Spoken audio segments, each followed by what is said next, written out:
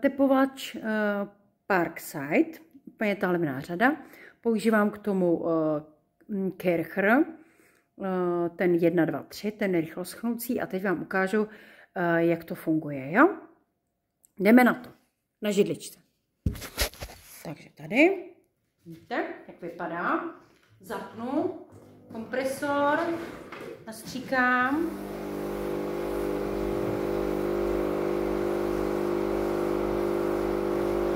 Pěkně, na vršku taky.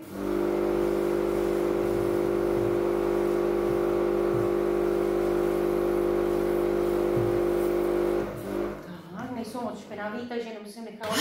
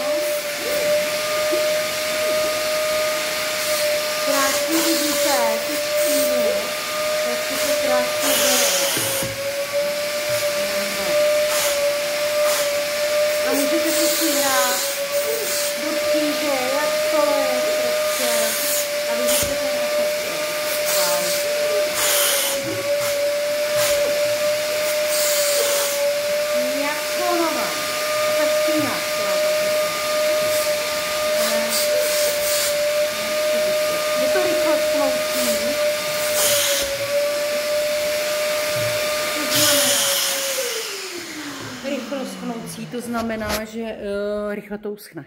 Takže se mějte.